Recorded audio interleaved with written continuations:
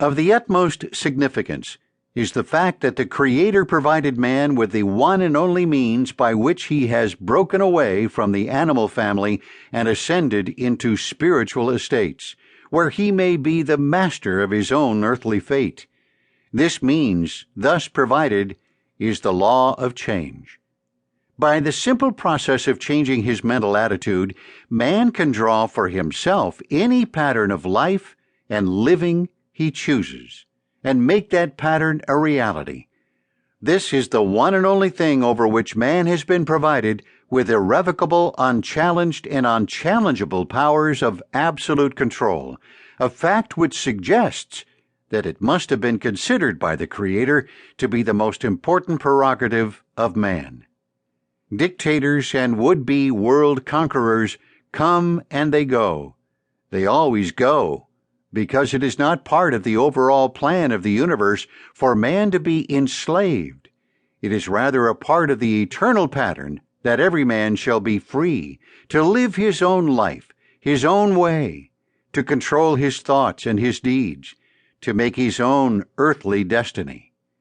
That is why the philosopher, who looks backward into the past to determine what is going to happen in the yet unborn future, cannot get excited because a Hitler or a Stalin momentarily basks in the light of his own ego and threatens the freedom of mankind.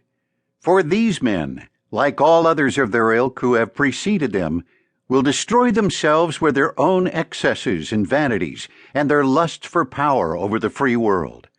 Moreover, these would-be stranglers of human freedom may be only demons who unwittingly serve as shock troops to awaken man from his complacency and make way for the change that will bring new and better ways of living.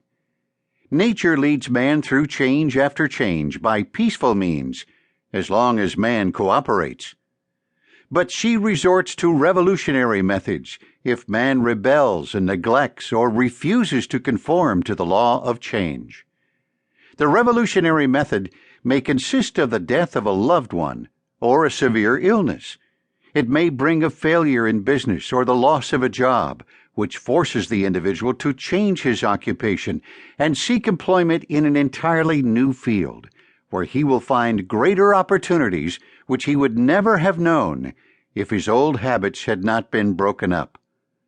Nature enforces the law of fixation of habits in every living thing lower than man, and just as definitely enforces the law of change in the habits of man.